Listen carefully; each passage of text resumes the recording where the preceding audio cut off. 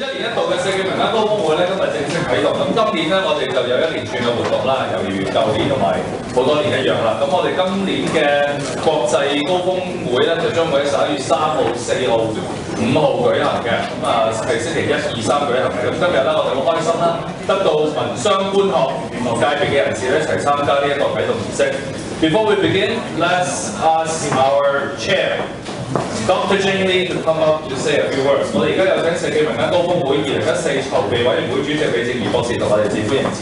香港特別行政區民政事務局常務秘書長馮程淑儀女士 Betty 你好，香港理工大學校長唐偉章教授你好，香港理工大學應用科學系主任李建正教授你好。另外就係香港理工大學賽馬會社會創新設計學院總監葉長安先生，好高興咧，大家喺各位嘅支持底下咧，我哋社企民間高峰會2014咧係正式嘅啟動。今年咧已經係高峰會嘅第7年啦，我哋可以感受到咧社企嘅概念咧喺明顯地咧喺過去呢7年嚟咧係植入民心。根據我哋嘅調查嘅資料知道咧。喺2008年，我哋第一次搞個高峰會嘅時候咧，大概只係得3%嘅市民咧係認識咩叫社企。而今日咧，我知道中文大學嘅一個由民政事務局即係委託嘅一個調查咧，佢哋嘅資料顯示咧，已經有80%嘅市民咧係認識係或者參與甚至係購買社企嘅產品。呢一個咧，我相信都係一個好明顯嘅一個嘅進步。我哋都睇到咧，商界、政府、社福界、學界等等各方面咧，不斷對社企呢一個嘅議題增加佢哋嘅支持，形成咗呢一個創新於善嘅氣氛 ，Innovation for Good。今年咧，我哋更進一步請大家思考，香港咧係咪應該走向社企之都嘅路線？我哋唔係要爭第一，我哋唔需要咁做。但係咧，我哋喺一個自由市場嘅經濟體系裏邊，能夠注入一啲嘅共識，一啲新嘅共識，係為香港嘅自由經濟體系喺營商嘅環境嘅同時咧，係都能夠兼顧到共融、和諧、關懷呢一啲嘅社會嘅元素，成為理念帶動嘅香港嘅商業社會同埋動力。呢個咧係我自己個人好希望見到。所以我哋今年咧係再用一個新嘅議題 ，Answers for Tomorrow。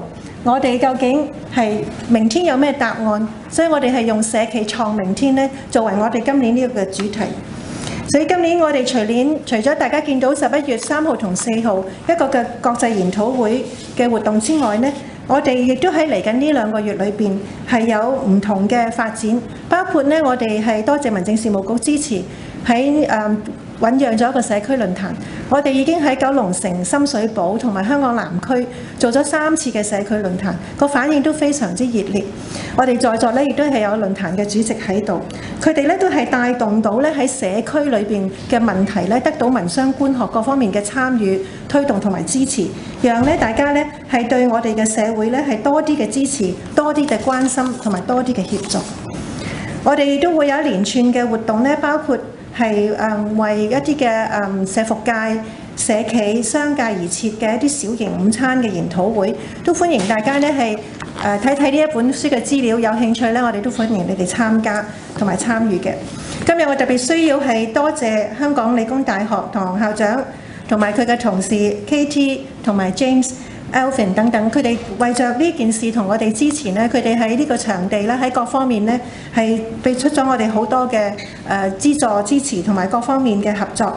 我哋都好高興咧係有機會成為 Social Innovation Festival 一個嘅支持嘅單位。最後咧，再次我希望多謝係民政事務局多年嚟對我哋嘅支持，同埋今日嘅講者 Steve 同埋2位年輕嘅導演嚇，佢哋都係 PolyU 嘅畢業生嚟嘅嚇。咁咧佢哋分別咧就係吳浩然先生同埋黃兆邦先生，佢哋咧陣間就會同我哋係從呢一個嘅呢一個嘅即係導演嘅角度咧，同我哋分享咧，究竟我哋可以點樣創新，同埋我哋點樣思考呢個嘅明天嘅呢一個嘅問題。咁喺呢度再次多謝大家嘅出席同埋各方面嘅支持，亦都多謝我哋嘅講者喺度為我哋準備。將時間交翻俾 Vincent， 多謝大家。咁所以我哋而家咧就再請香港特別行政區香港民政事務局常任秘書長馮程淑儀女士咧，同我哋講幾句説話。Dr. Lee, Professor Tong， 各位嘉賓、各位社企界嘅朋友，大家好，好開心亦都好感激大大家邀請我嚟咧係出席社企民間高峰會2014嘅開幕禮。今次係我第一次咧出席呢一個嘅開幕禮啊，呢個論壇嘅開幕禮。不經不覺咧，其實呢一個嘅高峰會咧已經係辦到咧第7屆啦，而且咧呢一個嘅高峰會已經成為咧喺香港社企界嘅咧年度嘅盛事，亦都咧係能夠咧俾到香港以至區裏邊嘅社企嘅持份者咧一個好重要，亦都係好有意義嘅平台嚟嘅。咁咧我咧就之前嗰個職位咧就係康文署啦，由康文署調任嚟民政局咧已經2個月嘅時間啦。其實最多朋友見到我咧就會問Betty， 你又做過康文署，你又做過民政局，又做過新聞處，其實你可能各個範疇你都做過㗎咯喎。咁其實我亦都好坦白咁咧，同我啲朋友講，其實唔係㗎，有幾個範疇咧，我係從來未做過嘅。咁其中一個就係社企。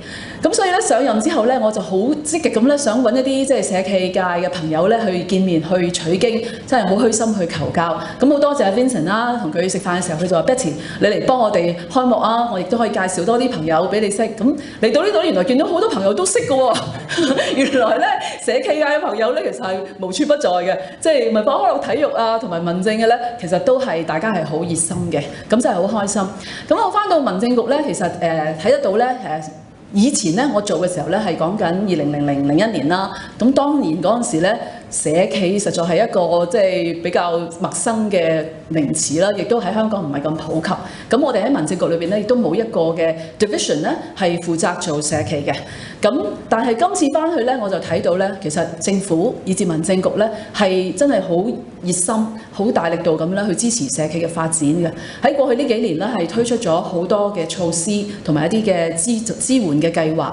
咁但係正如頭先幾位講啦，即係社企呢一個環節咧，淨係單靠政府咧係做唔成嘅，一定要係民商官學各個界別咧係攜手嘅努力，係積極緊密咁樣去互動咧，先至係能夠令到社企咧喺香港咧有一個健康呢一個嘅持續同埋係更加蓬勃嘅發展嘅。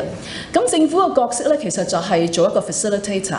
咁我哋喺過去呢幾年咧，其實即係推出咗有唔同嘅計劃啦。早年嘅咧，我哋有呢一個嘅伙伴倡自強啦。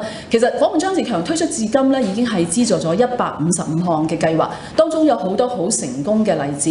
咁亦都咧慢慢去演化啦，由最初咧只係去支援一啲 startup， 而家咧就去到 scale up， 即係話如果一啲成功嘅做得好嘅社企咧，我哋係會資助佢去開分店啊，或者咧係從事其他嘅業務。咁呢一個咧係好嘅現象，因為所有嘅政策措施咧都係要不斷更新同埋優化。咁呢個亦都係我哋抱住嘅態度，所以更加需要咧係同大家去互動，係多啲你哋俾多啲 feedback 我哋，咁我哋咧就不斷去當然要爭取資源啦，就去優化我哋呢啲去計劃啦，嚟到提供更多嘅支援。咁除咗頭先我提到伙伴倡自強咧，我哋亦都喺近年咧推出咗好似呢一個嘅社企獎勵計劃啦，嚟到去recognize 啊，去 acknowledge 一啲咧做得好嘅社企。咁亦都有社企嘅挑戰賽啦，社企SE Challenge 啦。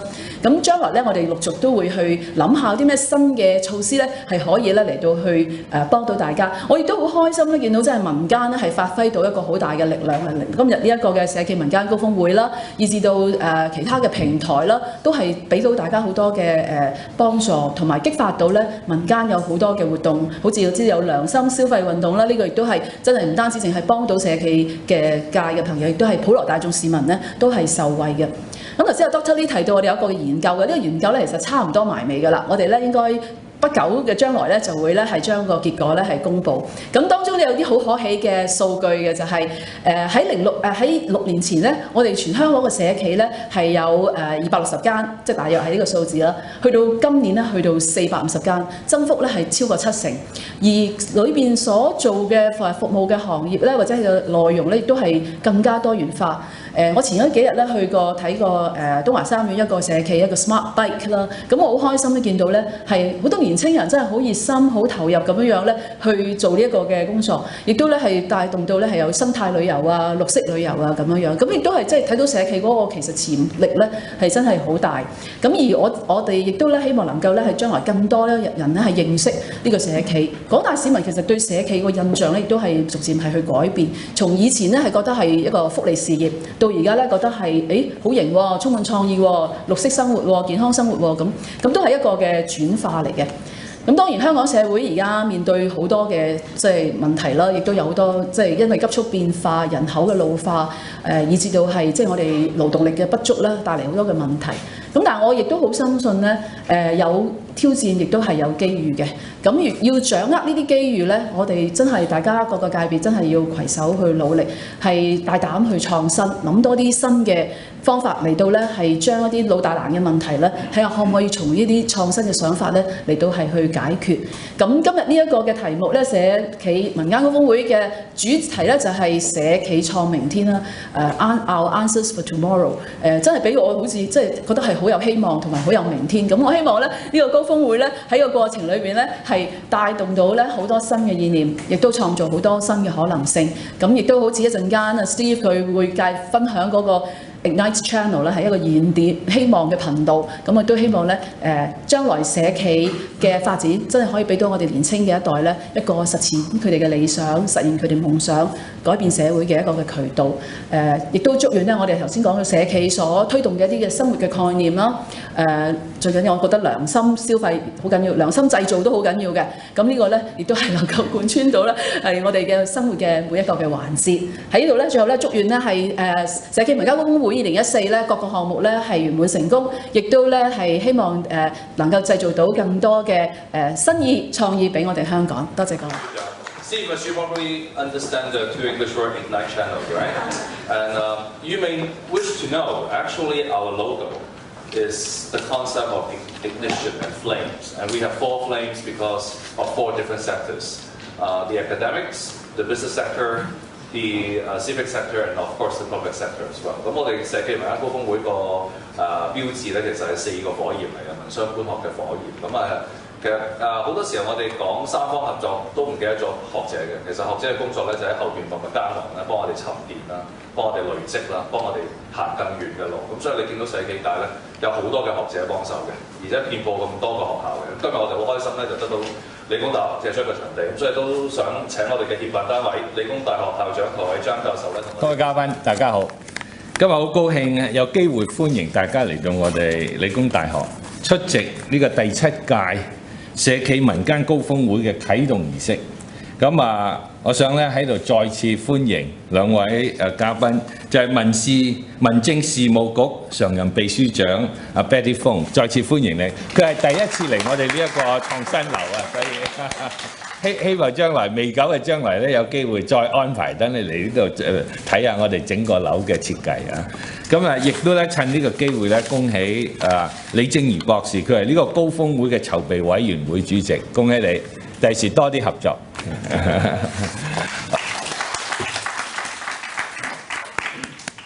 我知道今次呢個高峰會咧係2008年創辦以嚟咧已經係第7屆啦，亦都係第一次咧喺大學做呢一個啟動儀式嘅。咁頭先兩位嘉賓都提過啦，推動社會企業發展咧係要社會嘅不同持份者一齊合作嘅。咁我哋理大咧就好榮幸可以有呢個機會同各持份者一齊推動呢一個項目。咁高峰會嘅使命係提倡社會創新同社會社企嘅精神。今年嘅主題咧，頭先Betty 都講過，就係我哋 Our answers for tomorrow。呢個啟動儀式咧喺我哋呢一個創新樓度做咧，我覺得係非常之榮幸嘅。我哋呢個創新樓咧，亦都係我哋社會創新設計院嘅總部嚟嘅。咁我哋呢個創新設計院咧就喺2013年成立嘅。咁推動呢個跨院系同埋跨學科嘅合作，等我哋有一個平台咧，凝聚我哋嘅學生老師研究人員社會各界人士政府業界民間嘅團體等等，等我哋一齊處理一啲問題嗰陣時咧，可以從唔同嘅角度去構思、交流意見，嚟到找出一啲創新嘅方法去解決一啲社會嘅問題。正正就係我哋 Answers for Tomorrow， 推動社企發展同社會創新咧係長遠嘅工作嚟嘅，要有年青一代去參與。傳承同埋發揚呢一個理念。所以理大除咗培育學生嘅創意思維之外呢，亦着重佢培養佢哋對社會嘅關懷。香港政府資助嘅大學喺2年前2012年嗰陣時呢，就從3年制轉咗做4年制。咁我哋香港理工大學呢，就趁呢個機會，亦都提供咗一個新嘅要求俾我哋所有嘅本科生嘅，就係佢哋要符合一個服務學習嘅項目，有學分嘅，先至可以畢業。咁係咩意思呢？就係無論我哋啲學生係讀工程好、商科好、護理好，佢哋都要將佢哋嘅專業知識應用出嚟，為社會做一件有意義嘅事情，先至可以畢業嘅。咁今年嘅暑假呢，我亦都有機會同80幾個同學去咗柬埔寨，親眼睇住佢哋點樣做呢個服務學習。我哋有一批讀視光學嘅學生，去到一個孤兒院嗰度，呢啲孤兒院幾百個，都係染咗 HIV virus 嘅，就未曾去到愛滋病嘅程度，嚟到同佢哋驗眼，因為呢啲HIV positive 嘅人士呢，就對某種眼嘅疾病呢，就係容易啲感染到同埋產生嘅。咁我哋嘅同學呢，就應用咗佢哋喺香港課堂學咗嘅知識出嚟，幫嗰啲細路仔驗眼，就的而且確揾到一部分呢，就已經開始有啲眼疾病嘅 symptoms。咁從而呢，我哋啲學生可以體驗到佢哋學咗嘅知識點樣可以幫到社會。我哋亦都有一班同學呢，係讀呢個酒店與旅遊管理學系嘅，就去到一個由社企營運嘅一個小旅館，幫佢哋訓練佢哋嘅員工，同埋同佢哋建立咗一個呢個拓展市場嘅一個建議書俾佢哋。我哋仲有一批學生呢，係讀電腦科嘅，佢哋呢就自己設計咗一啲電腦教材，帶咗去嗰度嘅小學，提供呢啲教材嚟到俾嗰度嘅細路仔，有啲學數學啊，有啲學自然科學啊咁樣樣。咁呢一個呢，就係我哋而家香港理工大學辦學嘅一個理念，就係要我哋啲同學呢，無論佢係讀乜嘢專業，畢業嗰陣時呢，都要有一個強化啲嘅社會責任感，對社會嘅問題呢有一個了解。咁嚟緊呢幾個月呢，理大將會有一連串同高峰會有關係嘅活動嘅，其中一項呢，就係我哋下一個月10月10號開始喺理大舉行嘅10日創新節，到時呢，亦都會有唔同我哋大學同社企合作嘅項目同社會不同機構合作嘅項目可以介紹出嚟嘅。所以希望到時呢，見到好多在座嘅朋友再喺我哋校園度嚟到參加我哋嘅項目。今次呢，亦都祝你哋呢個高峰會呢，有圓滿嘅成果，所以恭喜你哋，亦都開心，多謝你哋俾我呢個機會嚟到同你哋講幾句。我哋今日2位嘅主禮嘉賓呢，有特別行政區常任秘書長民政事務局嘅馮程淑儀女士啦，社企民間高峰會籌委會主席李正賢博士嘅。Say action, right? 3, 2, 1, action, right? 我哋請幾位嘉賓呢，不如一齊拎起啲枝竿啦，係啦，控埋少少，係啦，抬起佢少少得㗎啦。好，導演嚟幫手啊！嗱，我哋一齊數3、2、1 action 好嘛？好，望一望呢邊面嘅，望一望鏡頭先，唔好一傳住。係要聽 cameraman 啊，我哋。OK。我見面望一望㗎。係。好。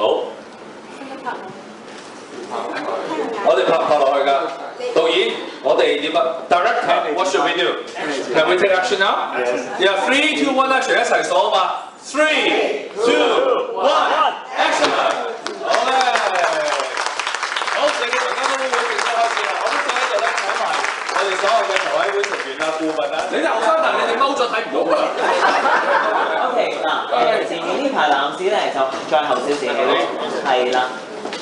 跟住咧再側地衫再拍埋啲，係。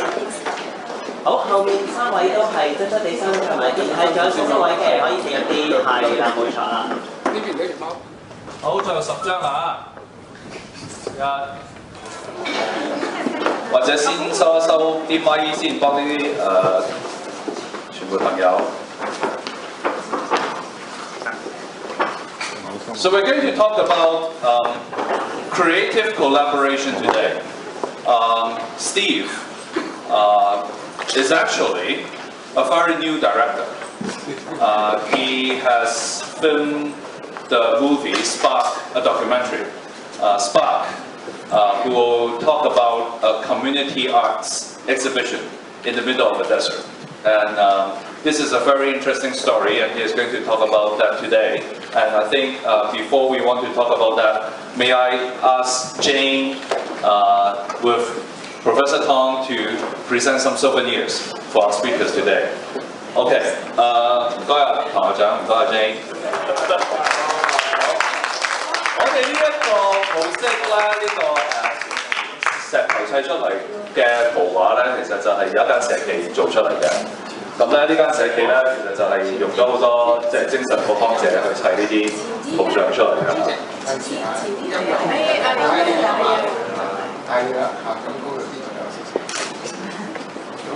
好啦，望住前面先啦，好，預備。OK。好，多謝晒。好啦，校長，你幫下手，我哋今日送埋幾個紀念品俾到啲明。First, let's present 我哋嘅紀念品俾阿吳浩然同阿黃兆邦先啦。吳浩然、黃兆邦你好。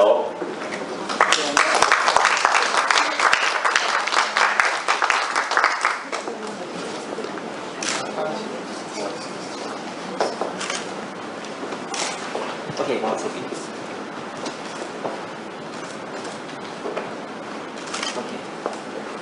好，然之後黃兆邦，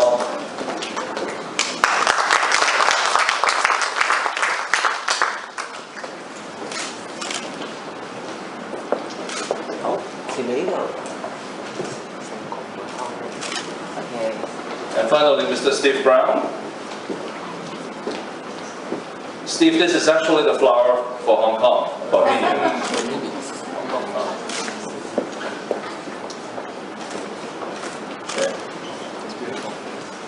好，不如我請幾位嘉賓同埋阿唐校長同埋阿 Betty 一齊連埋嗰幾張畫，影多一張相好嘛？多謝你哋啊，今日得閒。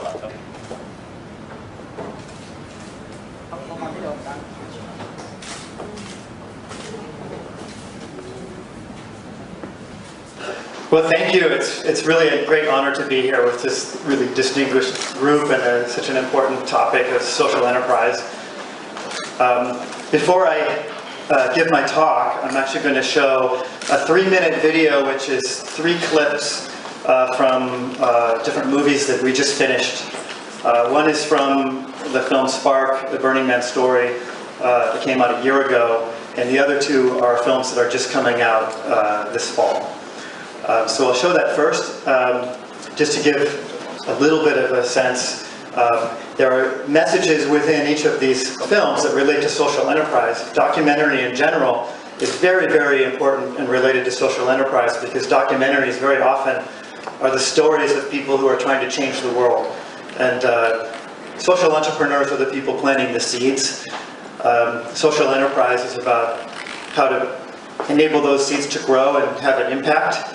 And that's what I'm going to talk about. But first, the short video. So Spark was the first film that I ever worked on, and I directed it and produced it, but it was very much, to me, it was like a startup. I came from a startup background, and I realized that making a film is just like every other startup. You have to have a vision, you have to be able to raise the money, you have to be able to recruit talented people that know more than you do. And then you need to stick with it through all of the inevitable ups and downs and challenges to finish it.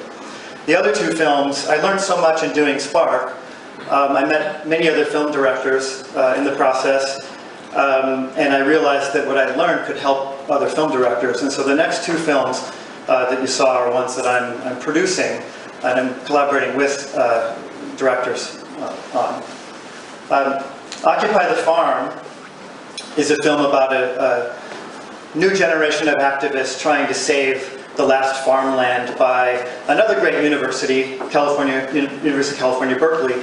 And they're trying to save the land to create a space for a center for urban agriculture, which was going to be lost forever if the land would just be developed. There would no longer be a farm near the university where they could actually have that space for that kind of study. And the administration wasn't going to make this happen. The administration was going to sell the land, develop the land because they needed the money. And the students decided to make a change by going and actually breaking into the land and planting a farm. Social entrepreneurs are driven by passion, and they start by planting the seed. We talk about social enterprise because we want to find a way for those ideas to grow and have an impact. And we call it enterprise because we really want to learn from the successes in the business world for how you can grow and scale something successfully and have an impact. Well, one of the things that has been really learned in the last decade in the business world is that the most successful companies that have created the most value have at their core vision and values. If you just look at yesterday with the IPO, the world record IPO of Alibaba, Jack Ma describes the key to his success, to the success of Alibaba, comes down to vision and values. So this is not something unique for the social enterprise sector. This is true of success of any kind of enterprise, because you have to be able to bring together people who are going to share that experience. So what do we really mean by vision, and what do we really mean by values? There are probably lots of expensive consultants that go and talk to big organizations about vision and values, and every organization we're in probably has a vision statement and probably has something about values on the website. And we don't necessarily take it so seriously, we don't always know what it means, but I want to boil it down to very, very basic things. Vision simply is the ability to see. There's no way to lead without the ability to see. And this is the most important starting point of an enterprise, leading an enterprise, an entrepreneurial activity. You're talking about the future. You're trying to take something from your imagination or from your collective imaginations and make it real in the world. If you can't see it, you can't do that. But when you really can see it, you've already started to make it real. And why is it so important for leaders of social enterprise to have a very, very clear vision? Because most people in the world actually are struggling just to get by, to put food on the table, to take care of their families. And they don't have that vision. They follow leaders who have a vision. This man in our movie Socotra, The Hidden Land, we were asking him about the future because this island, Socotra, is in the Gulf of Aden off the coast of Somalia. It's part of Yemen. It's in one of the most unstable parts of the world. It's surrounded by waters that are famous for having more pirates than anywhere else in the world. And this is a very beautiful, isolated island, a very traditional culture that's meeting the modern world for the first time. And so we wanted to talk to people to ordinary fishermen, to shepherds, to families. We wanted to talk about the future. And I thought this was very profound what this man said, because it's very similar to the way most people in the world feel. I can't talk about the future because it's something I can't see. This is the importance of vision. We need to be able to paint a picture of the future, because that's what people are looking for, that's what people are following. And that's why I think it's actually interesting that you have 3 filmmakers here today at the kickoff of Social Enterprise, because that really is the role of filmmakers, is to help communicate vision. It doesn't really tell you why you're doing it or how you're doing it, it's just painting a picture of what the future could be. Why and how is about values. And again, forget the value statements that are on the website and on the back of your access card for your company, and think about just what values mean? This is actually just from the dictionary, but it's the most profound statement of what values really mean. One's judgment of what is important in life. Your values are why you're doing what you're doing, but they also are what sustain you through the inevitable challenges. If you're trying to make a change or do something new in the world, you are going to be met with resistance. And change is hard, and innovation is hard, and new things are hard. It's your values, coming back to your values, being clear about your values is what sustain you to make your vision real. In the movie Spark, A Burning Man Story, we followed really the 26-year history of what has become a world-famous community and a kind of artistic community and event.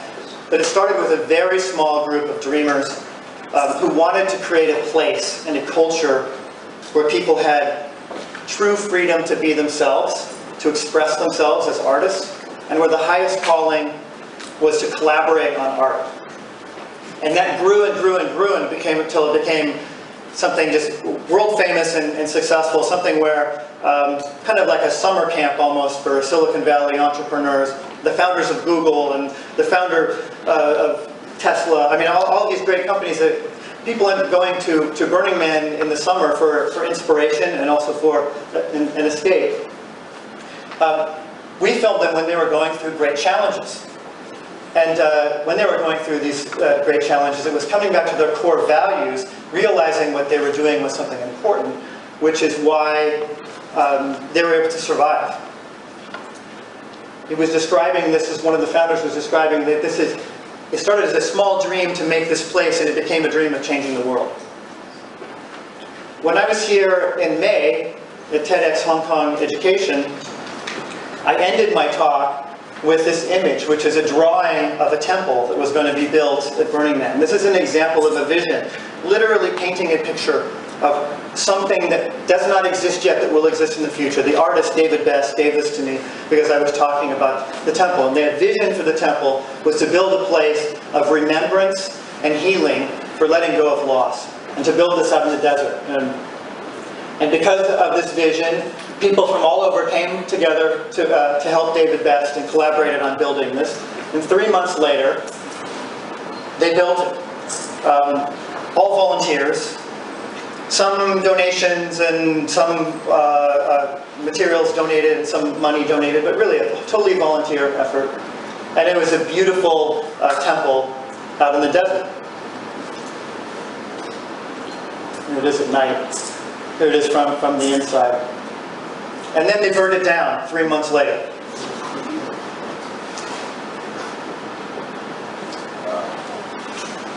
Until there was nothing left.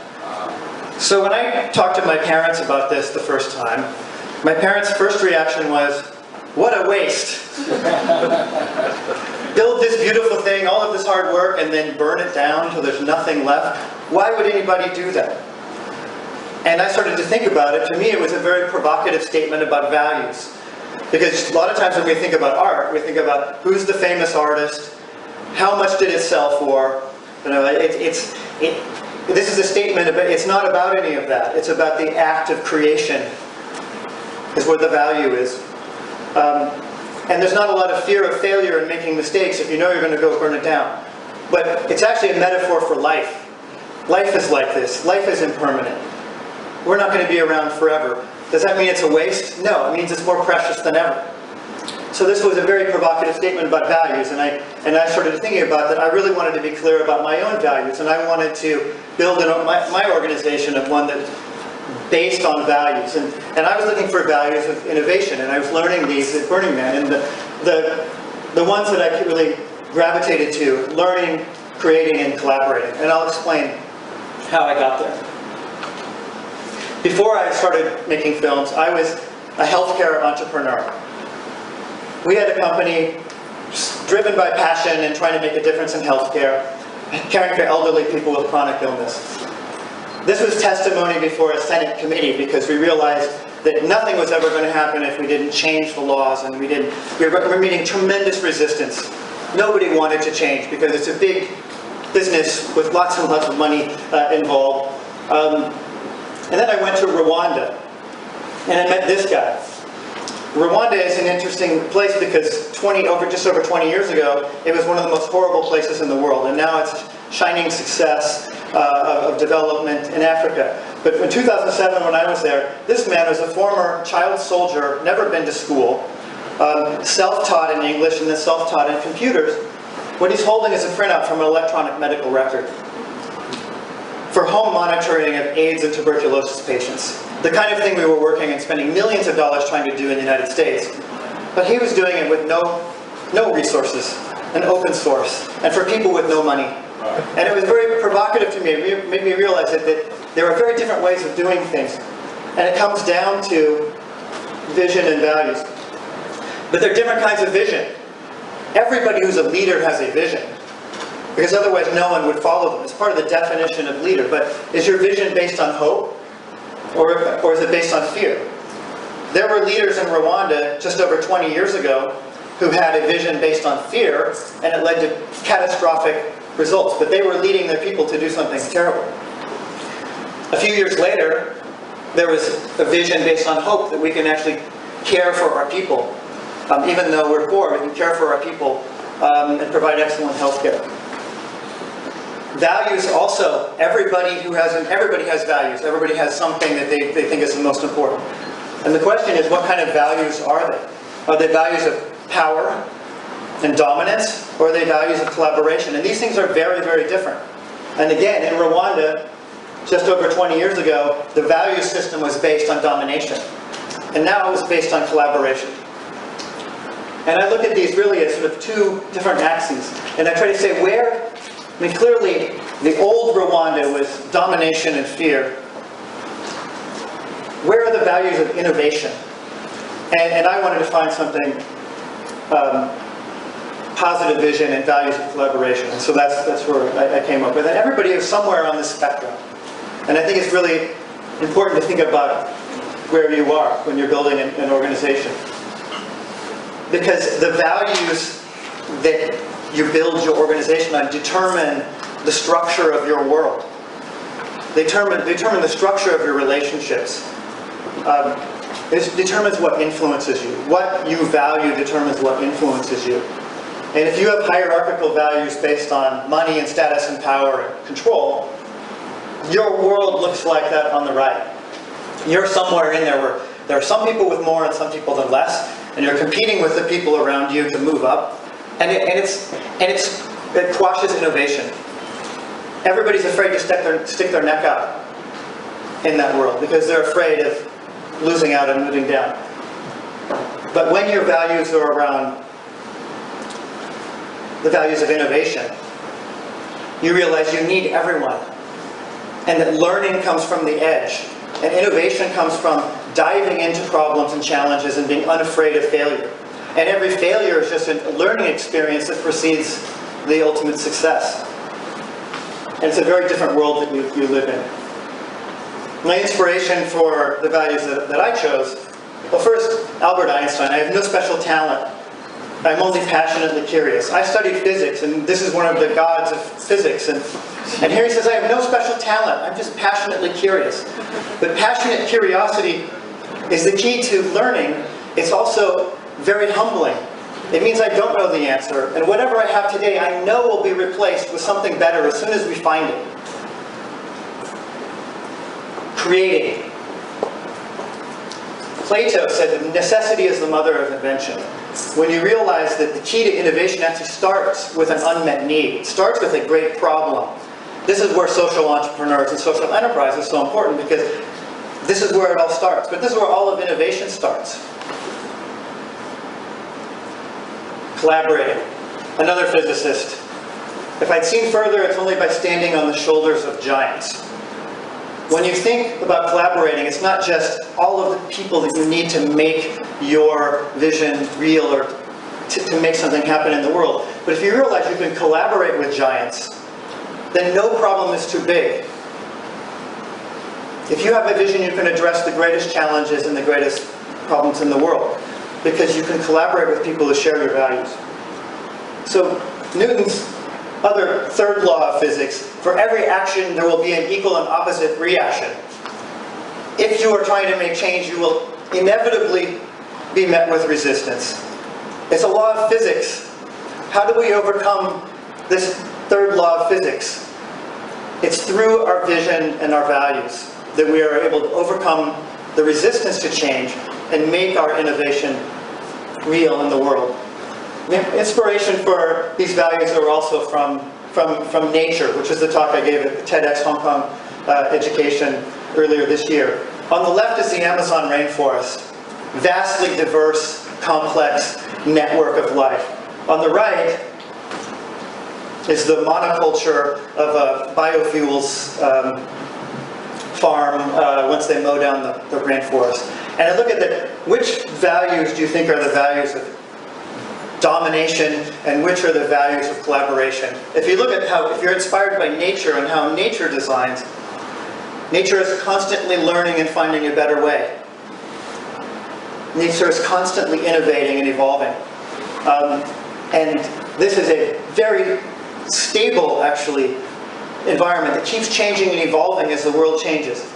The right-hand side, the monoculture of a dominant set of values, is very unstable because little changes happen, climate change happen, things change, and then the whole ecosystem is wiped out. So when we're thinking about social enterprise, think about the world you want to live in. Start with your vision and values, and remember that what you value determines what influences you, and it determines the shape of the world you're going to create. 我哋不如而家請埋另外兩位導演一齊出嚟。咁喺兩位導演出嚟嘅時候咧，頭先都講到佢哋有拍咗兩套紀錄片嘅。咁兩套紀錄片咧就代表香港咧就去咗威尼斯雙年展。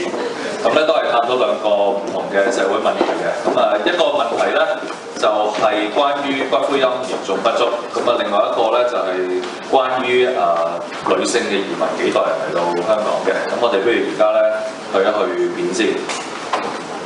Free flow of discussion, and I think you all touched on very important issues, and a lot of them are actually related to the social enterprise and the social innovation sector. Have a seat. Okay, Steve, as I know you know Cantonese perfectly, so I think we can have a free flow of Chinese and English.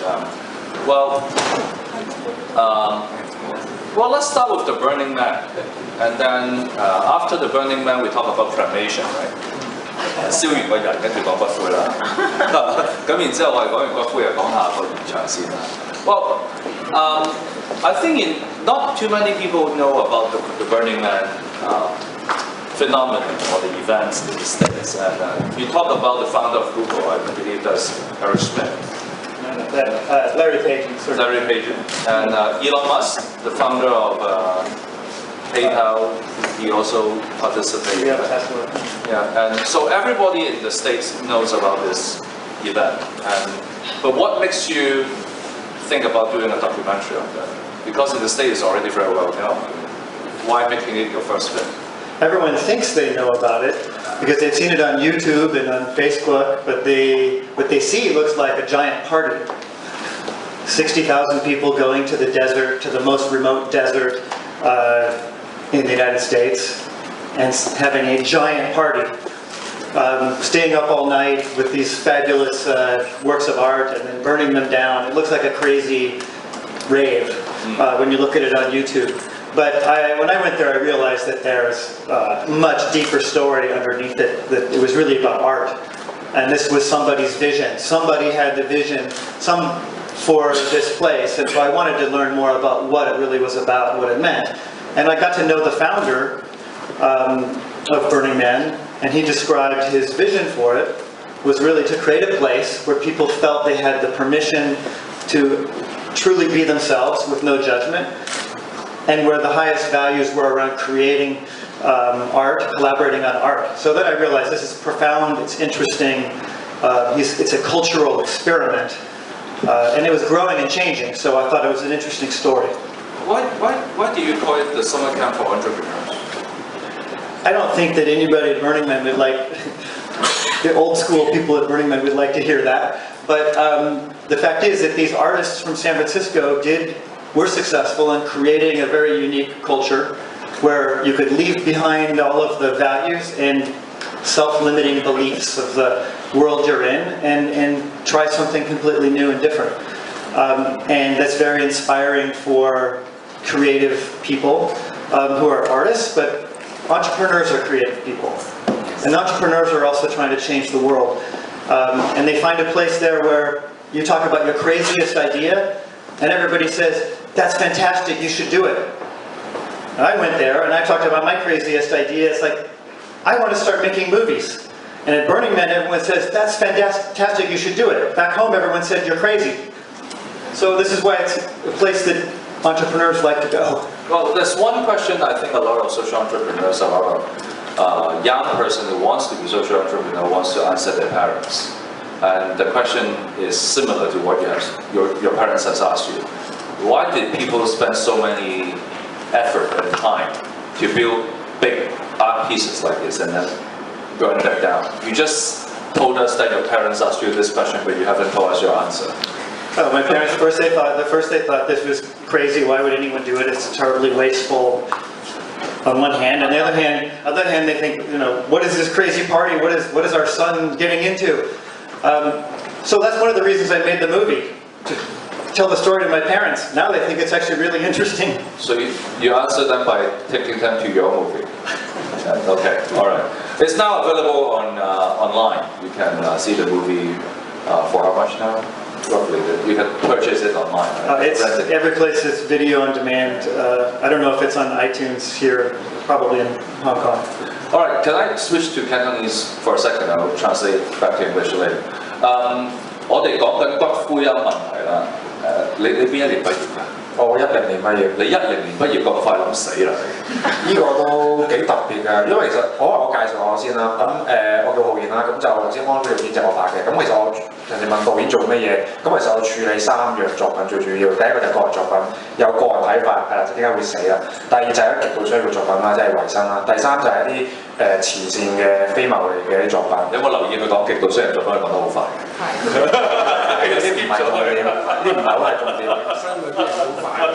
係啦，咁點解會有講關於一個死嘅題材？就係其實我哋創作者或者一個媒體一個影片，我好強調有一樣嘢，無論我係做邊一類作品，都有個信息。係啦，即係如果我做個人作品，我有個個人嘅睇法；如果做後面嗰兩個嚟講，就係對方有個睇法去揾我去傳譯。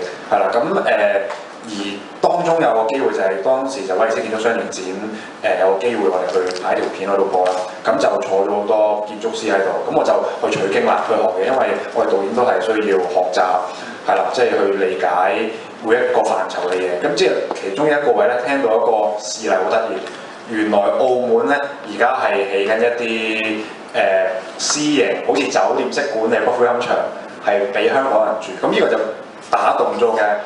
curiosity 好奇心係啦，咁跟住之後就令到我就展開咗呢個諗法，即係準備做多啲。即係以後過大海有另一個意思㗎。係啦，係啦。苦海嚟喎，死咗先過。我諗唔係苦嘅，我諗呢個係一個孝順仔嘅一個故仔嚟嘅，係一個係即係有過大海有好多原因，即係唔再係娛樂或者享樂嘅事啦。咁你拍嘅時候，你去點樣去認識一個社會問題㗎？因為其實好多社會創業家佢原本唔係做社會嘢㗎，咁但我哋都係去學習去認識個社會問題。可能同導演有一段嘅國旅程咧係差不多嘅啫，去剖析個問題啦，佢點呈現呢件事俾個市場需要知道啦。你嗰個過程係點樣嘅？點樣去認識骨灰龕嗰樣嘢？你屋企人唔係做相關，冇任何人識做相關行業㗎。絕對冇啦，其實都係學嘅啫嘛。係其實早幾個月4個之前，我喺度都講話，其實係咁後生，其實真係冇諗過死呢樣嘢。咁的而且確係重新學習點樣咧？第一樣就係去問專家，即係第一個好彩就建築界已經好多前輩喺度啦。第二個就真係要走入個議題入邊。問過一啲有相關經歷嘅人，即係可能係屋企人啊、朋友嘅屋企人啊，死我哋點問相關經歷嘅人？相關經歷即係有揾，因為記住骨灰龕位呢樣嘢咧，唔係住嗰個用㗎嘛，係住嗰個係用㗎喎，係住唔係，其實都唔係㗎，都唔係香港。實際上用嗰個咧係未死嗰個，唔係即係個購買者，唔係個使用者。好多時安放就係有人買咗嚟等死。係啊，個心態就係因為其實個地方其實買定都會有好多有，都有。咁亦都有啲人係因為過身，呢個故仔就係講一個爸爸過咗身嘅故事，咁所以就通常揾啲仔啲孝子賢孫，究竟點樣去經歷過一啲魂骨灰龕嘅故事咁樣。等我翻譯㗎先。Steve, you may be interested to know he studied the issue of how to put human ashes after cremation into a tiny box-like place of this big. You know how much is it now? Yeah. Just make a guess. How much? How much is it for a box like this? It's around 80,000 US. $80,000 US. Yes. Just for storing ashes. Yeah, in the movie, there's 60萬係啦，大概。It's real. Sounds like a good business. Yeah, it's actually very good business, and it is so good business that Macau is actually building these storage spaces for Hong Kong people to put their cremated parts in it. But I asked him how he dissects the social issues, how he understands the social issues, and he said it's very important to go and talk to the people, understand the business, and I think this is what you have just said, right? You don't just watch the rave party in the middle of the desert. You have to go and talk to people, understand them, and interact with them. This brings to the other director. 現場線嗰個問題，我覺得好複雜嘅，因為裏邊有交通基建嘅問題啊，內地同香港嘅移民啊，女性喺社會嗰個地位啊，不如阿邦你講下你係點去理解呢個問題，點拍呢條片？其實我諗拍呢條片之前有個前因嘅，因為我前因就係幾年前製作緊另一條紀錄片叫《自飛魚》啦，咁就啱啱即係上咗，咁係講一班小朋友住劏房喺深水埗區，即係一個小朋友點樣睇翻我哋呢個社會。咁嗰班小朋友其實大部分都好多嚟自中港家庭啦，咁亦都有好多唔同嘅家庭背景好複雜嘅問題。咁跟住喺嗰幾年之間嘅拍攝，其實我就喺入區或者入佢哋嘅世界入得好深嘅。咁結果做完嘅時候就好想跳翻出嚟。咁人嘅古仔就發生緊啦。咁究竟嗰啲人係點樣嚟，同埋點解要嚟咧？咁即係突然間好想跳翻出嚟，一個宏觀啲嘅角度去睇，究竟我哋身邊呢個地區發生緊咩事 So where did the immigrants come from, and why did they come here?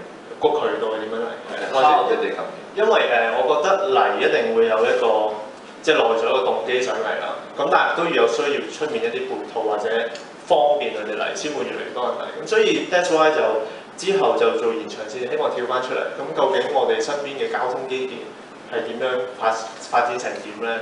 咁嗰陣時喺一個 study 入邊就覺得原來而家09年開始講緊珠三角1小時生活圈喎，即係點對點去邊個地方1小時之內可以到達。咁所以嗰一刻覺得哇，嗰個發展嘅速度係好快。咁然後所以喺個拍攝過程又不斷咁上廣州、深圳周圍去，咁結果發現嗰個世界係同我喺個深水埗區見到嘅世界原來另一回事，係一個長遠啲，然後一個好點講咧，一個好大嘅 picture， 而係我未必可以駕馭得到或者了解得到。咁所以就希望借延長線呢個故仔就講翻以前嗰代人點樣嚟香港，中間嗰代人點樣嚟香港，到最後而家呢代人搭鐵路就可以嚟到香港。咁究竟佢哋個心態會係點嘅？咁然後就反思下，咁我哋今日喺香港嘅位置係乜嘢？所以最尾就用咗頭先大家見到一個九龍站嗰邊係啦，即係一個仲建設緊嘅一個站啦，就希望大家遲咗好多先會收工嘅。係啊，我啱啱拍完嘅新聞先出嚟，遲咗啦。你拍完先知。係啊，好啱啱3月咯，就拍完嘅時候突然間。所以咪延長線咯。所以又延長咗嗰條死線。係啊，咁究竟個 connection 喺邊咧？係啊，係啦，就係咁樣大概係啊。喂，但係你由拍紙飛魚到延長線咧，其實你會接觸好多中港家庭啊，移民家庭啊，咁佢哋亦都係有好多貧窮嘅問題啦。大家都可能知10月有扶貧高峰會啦。咁睇到導演嘅角度，即係我哋社企界成日講點扶貧啊，點幫手啊，但係你喺導演角度，你覺得即係貧窮家庭佢哋有啲咩嘅問題嘅咧？因為我都知好多社企創業家都捉咗好多人去睇紙飛魚嘅，其實係啊。咁其實你覺得有啲咩問題我哋可以幫手嘅咧？喺呢間房裏邊，we asked him about because he shot documentaries about poverty families and how they come to Hong Kong or why and the environment they live in right now. I just asked him anything our social entrepreneurs or people in the room can help to address, because we think we understand the problems, but from a director's point of view, maybe there are issues that you think nobody has addressed yet. 有冇啲嘢係我哋其實睇漏咗啊？你喺鏡頭度睇到，我哋睇唔到。我可以分享一小段啦，因為《紙飛》入邊個古仔係講我拍攝緊嗰個小朋友因為一次上電視，咁然後就得到一啲另一個地方嘅人捐助，幫佢一啲生活費或者學費。咁然後喺個拍攝嘅期間，最後佢係成功轉埋校，去一個好啲嘅學校。咁之後有鏡頭影住，係有媒體跟進，係啦，政府係做嘢咁樣。又唔係政府嘅，係佢自己私人做嘢，係啦。咁因為佢自己得到一個幫助，咁所以佢有個機會去改變佢自己人生。咁即係就住呢樣嘢，同觀眾同埋好多社企界嘅同工啦都研究過，究竟我諗最密切或者最急切性就係可能物資上好容易俾到對方啦。咁但係係咪得物其所用咧？即係呢樣嘢係最緊要咯。即係我哋有時俾個物資對方，佢哋可能當份禮物收咗，咁然後就私人用途繼續用，但係其實幫唔到佢。反而係你俾一個物資對方嘅時候，你點樣可以我哋設計多一啲規矩或者一啲規則譬如我送個 iPad 俾佢，咁唔係就咁去玩嘅喎，可能希望佢1年後要有啲成果。利用個 iPad 佢嘅成績係咪有進步咧？又或者係咪可以透過科技或者用個 iPad 同一啲大學生做一啲 internship 嘅工作，就係可以幫佢哋補習啊！即係有好多呢啲我哋可以設計多啲咯，唔係單就咁俾個物資對方。咁所以我覺得呢方面可以係社企界嘅大家同工可以設計多啲，係點樣去幫？Before we throw into Q&A, can I ask Steve again? Your theme today about creative collaboration and visions and values. What is the essence of collaboration? Because you studied physics in Stanford, right? But you did not become a scientist. You went to the investment or startup business, and you have been into healthcare as well. And now you are a film director. I mean, you must have the ability to collaborate with basically anyone, right? And also get the money at the same time. How did you do that? I mean, what is the essence of collaboration? Because in Hong Kong, we find, or at least I find it much more difficult to collaborate because a lot of people are trying to grasp what they have. There's a lot of suspicion. There's a lack of trust in this city, it seems. Not in this sector. The social enterprise sector perhaps is the most cohesive and loving sector. But how can we collaborate more with different sectors? Well, I think it's the only way to scale an idea to enough size to have an impact on the world is through collaboration. Because the old models of command and control don't work if you're competing for talent. I mean, great creative people don't want to work in that kind of environment. They want to work in an environment where their ideas are respected, where people are respected.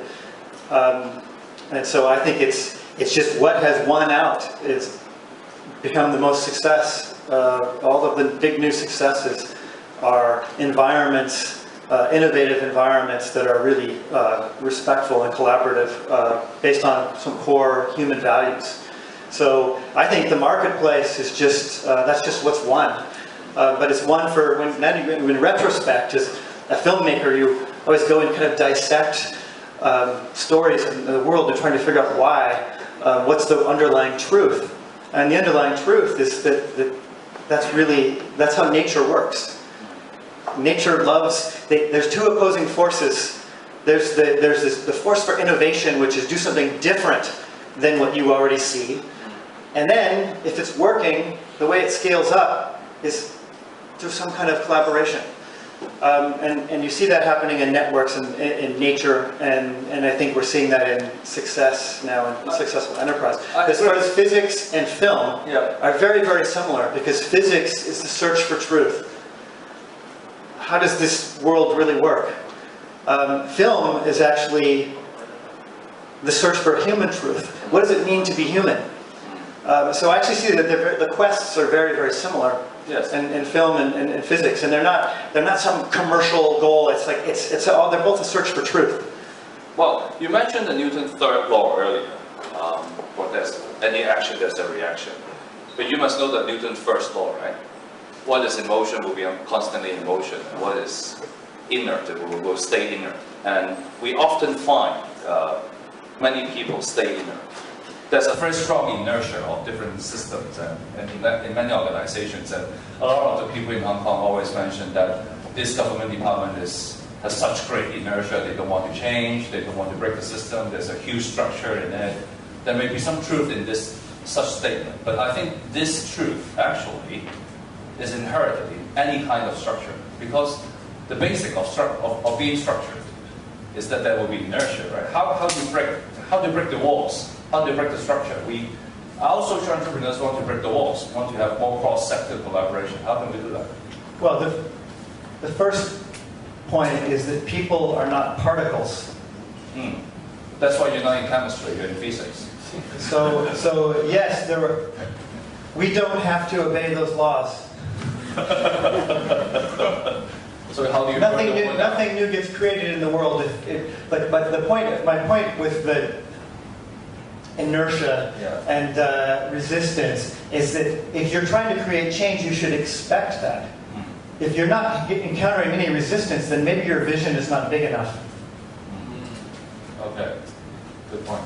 好啦，問翻兩位導演先，你哋提唔提講你幾時出世嘅？86，你咧？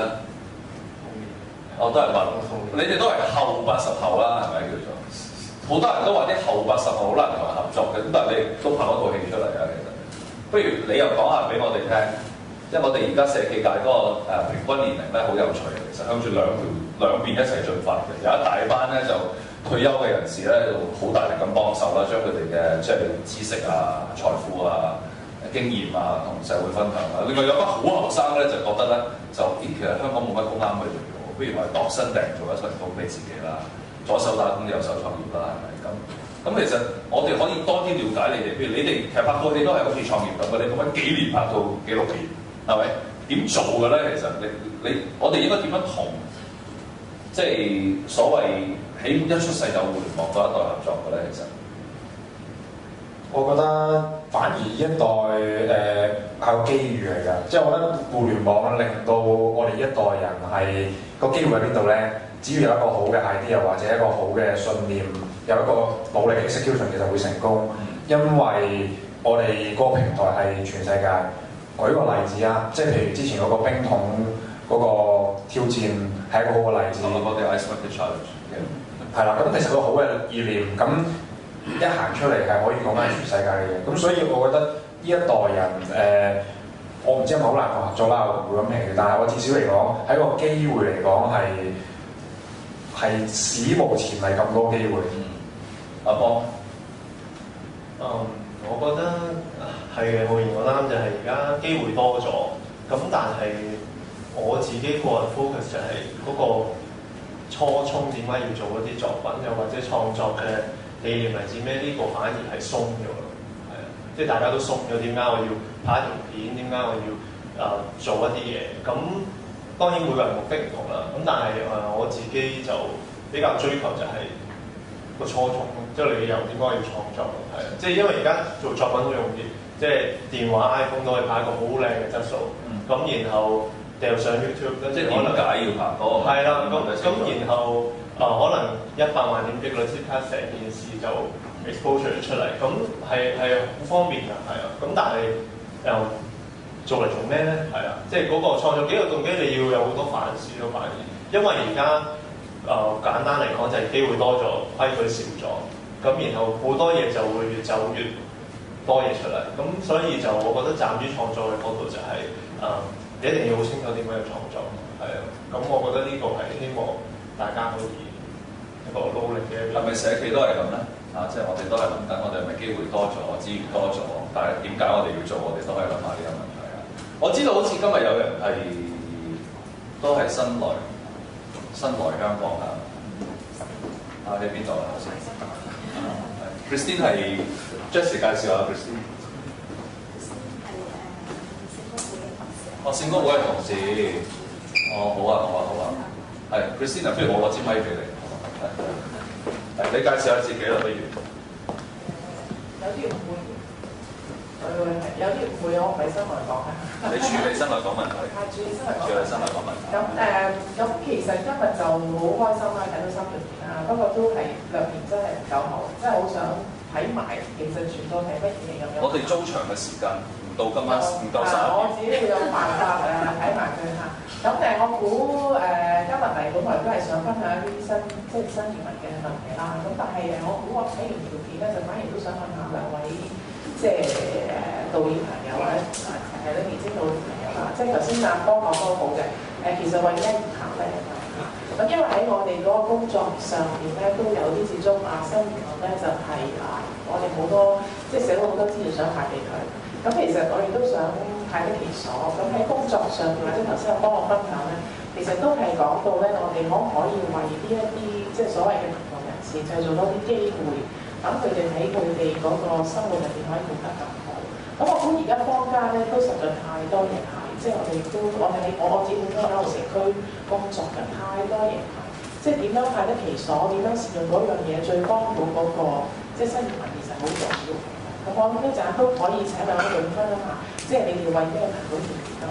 咁另外咧關於我都會諗辦法睇埋佢，因為其實喺我同阿 Timothy 喺紅磡區工作嘅時候咧，都聽好多街坊講，嗰啲街坊好滋擾、好討厭嚇。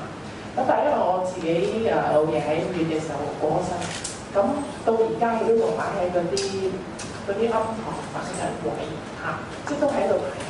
其實今日再睇翻呢個故事，同我喺地區開會咧，個感受係好唔同，係好會明白到，佢嗰個需求需要從一個孝子嘅角度點樣睇一件事啊。咁而我屋企人都傾緊，一買就要個4格㗎啦咁樣，因為其實第日再揾就好難，自己擺，老人家不如留多2格有用嘅咁樣。咁其實呢個社會現象。睇完呢套片之後咧，我相信嗰個感受會好唔同。咁都想問下兩位咁有心有力嘅導演啦嚇，你點樣善用一條咁嘅片去影響身邊嘅人，去就住一啲社會議題咧，係有一啲醒覺或者有啲反思咧？我哋不如爭取少少時間集埋，有冇其他人有意見或者分享？I would like to collect the questions together so that we can all discuss and interact in one go. 有冇？Yes, it's not actually one question, but a lot of questions. I think lady over there has been handling a lot of new immigrants issues, and a lot of the issues are related to handling resources to the new immigrants. But fortunately, in Hong Kong, there are a lot of people who are willing to donate. So now we have a new problem. There are so many things to give away, but why are we giving these things away? And by giving things away, can we solve the problems? And I think the directors can actually answer that. And on the other hand, regarding the cremation issues, it has never been solved. It actually become a bigger problem right now. So how can we use the visuals to let more people aware of the problems and then turn awareness into actions? That's a very important question too. 有冇人有其他問題 ？Doris 先啦，麻煩你，我一次過問幾條問題，唔好意思啊，真係。你哋嗰兩個documentary出咗嚟之後咧，我問阿 Steve 啊 ，What's the impact that after the documentary shows the problem you can see that really changing the society and the culture collaboration? Impact 好，跟住呢位係 ，Hello。係，我係 Anchor， 係復康會嘅同事，從事一啲復康工作。咁我好 appreciate， 其實我諗透過好多唔同嘅 documentary， 其實將好多一啲好需要嘅朋友，好有需要嘅朋友咧，去 expose 佢個 need 出嚟。但係我又諗一樣嘢咧，譬如頭先講一啲中港啊，或者講貧窮問題，我估喺香港係一個好有 attraction 嘅 topic 嘅。咁但係有好多 hidden 嘅 issues， 有好多 hidden 嘅其他嘅社群，佢哋都好有需要。其實我唔知道係點樣唔同嘅導演或者傳媒嘅朋友，佢哋可以拍幾十條片，係啦，要拍多10條片。譬如舉個例子，頭先雖然講冰桶嗰件事，其實我諗都係一個8年一遇嘅機遇嚟嘅，因為其實嗰種病其實都係一種咁多病裏面其中一種。咁 so happen 喺即係外國有一個咁樣嘅經驗，即係 spread 咗嚟香港。但係其實香港譬如就算我哋講緊一啲洗腎、換腎、捐腎，即係呢啲好 common 嘅 topic， 其實而家政府做咗好多 promotion， 但係現實嘅生活裏邊好多病人其實仍然都係即係每日都係 suffer 緊。咁但係我哋作為 NGO 嘅同事咧，其實好難咧，或者唔識得咧，點樣去揾你哋去幫手咧，去做呢一啲嘅 documentary， 或者你頭先講嗰個覺醒個 awareness， 咁可能可以俾啲意見。Steve, this is a very interesting question. We got this question almost every day because there are too many problems in the society, right? So we have 2 documentaries, including yours. There are 3 documentaries touching on 3 big problems. But how can we use visuals, or how can we leverage on the visual culture right now to create awareness now that we have so many different types of questions? And how can we measure the impact? I mean, how can we ensure that the film, the documentaries can sustain the impact instead of just do it in one go? Even the Ice Bucket Challenge, I'm quite sure by 2015, not too many people will remember that. So, 我諗問多一條問題，我諗我哋集埋俾佢講。主席，你問咁一定要俾你啦。我咧就啱啱呢2日咧都同一啲即係製作嘅朋友即係傾開啲製作嘅問題。我咧就留意到咧有一個即係好經常見到咧，就係因為越嚟越多啲社會問題係透過呢啲嘅製作咧係去突顯咗出嚟，等人嘅感受得比較多。但係咧，我哋其實咧，當然我知道冇一個 solution， 但係咧，其實我哋講 answers for tomorrow 咧，其實我哋可能仲要係提出多啲 possible solutions，in addition to just raising the awareness。咁嗰個冰桶嗰個當然咧，即係 the iceberg actually has raised a lot of awareness about that kind of illness，which are almost like unknown to most of the people. But then I think one of the key points always in my mind is that in the social innovation and social enterprise sector, we're talking about how we develop more ideas to resolve the problem. So how can we work on this together with the industries that we are working together? Okay, I think the question can be linked in such a way that why do you pick this topic? Especially why do you pick this topic recently? And how can other issues make use of videos or other media platform to raise awareness? What's the key in using that nowadays? I mean, awareness is not enough. And then finally, I will address to your question. And then finally, after awareness, how can we go beyond awareness and turn those into action? And how can we measure the impact? I mean, what kind of impact do you get? I think Dora's questions and Jane's question is action, impact, solutions. And how can we make use of your talent or other talents to present that to the public and go beyond awareness to create more solutions, and hopefully some of them will become social entrepreneurs to address the problems and eventually solve it. Steve, perhaps you can shoot first. So filmmakers are like entrepreneurs. There are people that are trying to change the world, especially documentary filmmakers. I have not met a documentary filmmaker yet who wasn't in some way trying to change the world. But the question is how do we have an impact? It's through telling stories. And then the question is, well, what kind of stories actually move people? If we just go explain things or try to tell something, or that has no impact and nobody watches it. We're telling stories of human beings who are trying to achieve something, or win the love of someone, or escape from something, or stop something from happening. And the best stories are ordinary people with an extraordinary dream. And the reason why those are inspiring is because we can all see ourselves in those people. In the film about Burning Man, we had a choice of 60,000 potential people to follow. We had to choose very carefully, who are we going to follow to tell the story of what it means, what it means to give yourself permission to become an artist. If we followed the famous people at Burning Man, there's no story. There's no story that's interesting or moving to anyone. We followed very ordinary people with an extraordinary dream. We followed a nanny who decided to become a welder so she could become an artist. We followed a disabled veteran from the military who was kind of cast away from society, and somebody that was not thought of as a highly valued person, but in that world he was doing an extraordinary, huge project. In the film about Occupy the Farm, it's ordinary people in a community taking action and making a difference against a huge institution and having an impact. We're looking for stories of ordinary people with an extraordinary dream and following that through all of the hardship and challenge and seeing where that leads. Steve, can I interrupt here? I think what Jane has just said is that you also have to go beyond awareness and turn that into action. You mentioned hope and fear in your presentation, and for every hope, there's also a fear of failure. How can you balance that, or how can you overcome the fear of failure? How did you do that?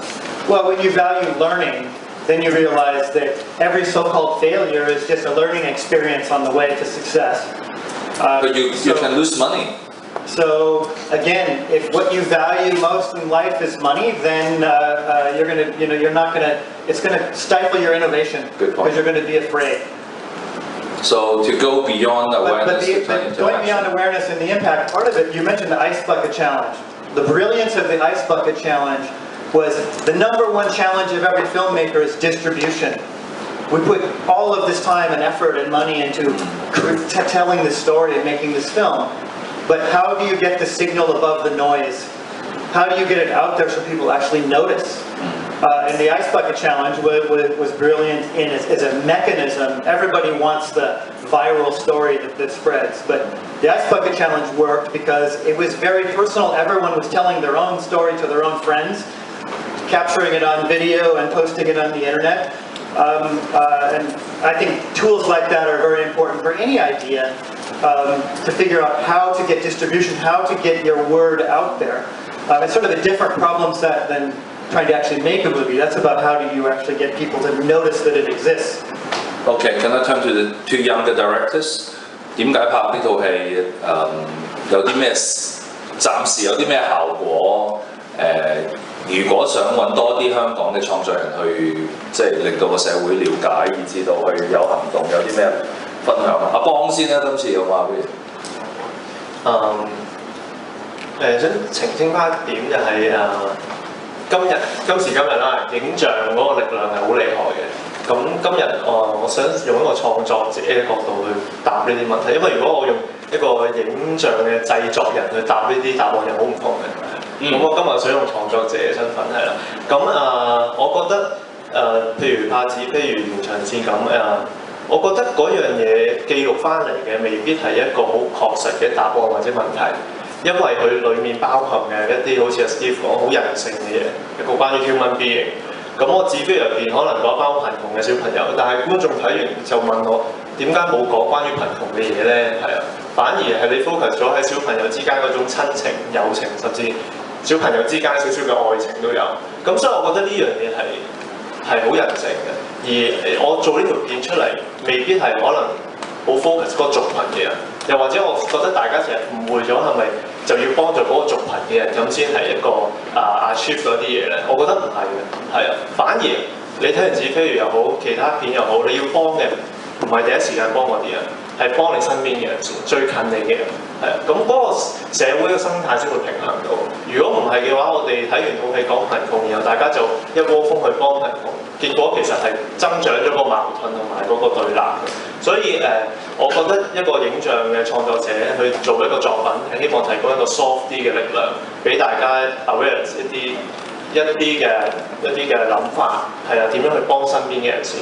咁然後個答案點樣 solution 咧？我相信就係交翻俾入場睇觀眾嘅朋友，因為我相信入場睇有好多係相關嘅專業人士，所以我覺得我哋唔係嗰邊嘅專業人士，所以我哋唔會有一啲好厲害嘅答案解答到。但係你嚟睇嘅話，你係嗰邊嘅professional， 咁我就相信你嘅專業，希望你睇完部片得到一啲力量，然後你就可以解決一啲你面對緊嘅問題咯。咁我覺得呢個係一個創作者能夠做到嘅嘢咯，係啊，所以唔能夠上得太遠，但係希望大家可以諗多啲。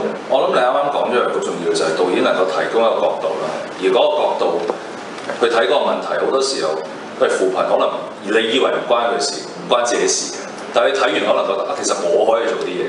咁嗰樣嘢已經係一個行動，同埋可能係做到嗰個 impact 出嚟。好啊，咁啊唔該晒黃小邦，5號言啦。我好快講，第一樣就係安嗰條片之前就喺威尼斯嗰度播，咁香港就未正式好大型咁播，咁暫時我未睇到個好大嘅 effect，咁但係至少嚟講會有一啲媒體嘅報導會攞到第一樣嘢嗰個關注先，即係多知道呢樣嘢。咁有啲朋友我係有啲內部，即係俾你睇下，有啲俾啲意見啊，睇啲觀眾睇下感受啊。咁其實佢哋嗰啲朋友翻嚟嘅感覺，第一樣嘢就係去思考翻。原來死亡其實唔係好遠，因為我問過一啲即係做條片之前問過啲社工咧，係關於相關呢一方面嘅社工，問咗2個機構，咁佢哋都話其實我哋而家現代人係缺乏去計劃嘅。咁第一樣嘢就係、我第一個問題就係話係咪去到最後尾嗰一步個問題到咗之後先至諗咧，定係話其實我哋可以有一個預早嘅計劃，或者知道先人嘅心意先咧，同埋都會諗到多啲嘢就係話。其實傳統安放一個 physical 嘅位置唔係一個唯一嘅解決辦法。咁呢度其實我哋影片嘅有趣嘅地方就係第一，我哋可以帶到信息俾人。咁呢個信息係啲咩呢？任何人基於做任何嘅決定同埋任何嘅行動之前，一定係有一種概念。我哋係將一種概念、將一種意念去傳遞俾人，然之後改變咗概念啊觀念之後咧，佢哋 take 嘅 action 會唔同咗。咁呢個好重要。咁第二就係、我拍嗰條片有另一個公共提述，頭先阿邦都講過少少相近，就係、會係我哋導演唔會諗到晒好多問題，但係我哋帶一個問題出嚟咧，聰明有好多聰明或者各方範疇人咧，睇完個問題之後咧，佢理解咗問題之後咧，佢哋自己會運轉。咁呢個就係、影片嘅其中一種功用。咁另外一方面，有個同事就問點樣合作啊，或者有好多情況。咁我用翻一啲實例去講翻，即係譬如我有幫一個慈善機構叫善道會，係啦，咁佢哋其中一個範疇就係教育新一代嘅，叫人哋唔好犯法。咁影片點樣幫手咧？咁佢哋平時日常做工作咧，就入到學校叫人哋唔好犯罪，唔好犯罪。咁邊個青年人會同你講唔好犯罪？咁我哋要一啲 creative 啲嘅方法，即係頭先講話百年一遇啊嘛。百年一遇並唔係個病，並唔係乜嘢，而係個橋，即係個諗法。百年一遇，要用腦諗咯，係啦。即係我哋如果我自己啦，或者其實唔同我諗好多創作者都係度身訂造。咩度身訂造咧？就係、要按住你嗰個 issue， 你嗰個主題，諗一啲內容，然之後用一個present嘅方法去講呢樣嘢，然之後想達至有咩目的？所有嘢其實都係要好精心咁樣去諗出嚟。咁譬如點樣叫啲學生唔好犯事啊？咁我哋嗰度就係用咗一堂嘅時間，我有個時間就一堂嘅時間，咁我就拍一條片，即係我一堂嘅課程，一個 teaching material。咁係點樣拍到有趣咧？咁一隻 game 嚟嘅，一隻影片同隻 game。簡單嚟講咧，一個女主角。佢喺個故事入邊咧，佢有得揀嘅，好似人生入邊有得揀一樣。咁佢就可以好簡單。我哋啲片咧有唔同嘅 situation， 佢揀之後咧就好似個樹狀咁咧，咁就可以有唔同嘅結果。咁當中涉及到唔同嘅 issue。咁佢一方面佢就係個同學喺度參與緊嗰件事，同一時間佢都睇到眼見到，如果假如佢揀咗一啲情況之後，佢可以面對一啲咩嘢嘅後果。咁呢啲其實都係一啲諗法。係啦，咁點翻轉頭譬如好似嗰個病嚟講，個病其實係你從來都未聽過，亦都唔係呢件事，我哋唔會知道噶嘛。咁就要透過一啲媒體嘅 creative 嘅方法去度。呢個可以，因為我都講唔一定係個導演度晒嘅，即係其實我每一次同人合作都係雙方面一齊去諗，因為我哋永遠都唔會夠你哋咁專業，或者喺個範疇轉咗咁耐。咁係你哋要諗一啲嘢出嚟，跟住我哋諗一啲嘢，跟住拋嚟拋去之後。咁就行咗嘢出嚟，所以我覺得個合作嘅竅門就係、第一，唔好依賴晒個導演，佢會100% 可以諗得到最好嘢出嚟。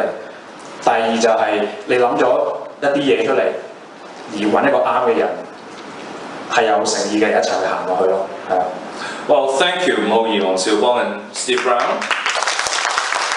And let's just slide on your back show, this is the key visual for this year's Social Enterprise Summit. And it's actually imitate a model. And each of us can be different part of the model.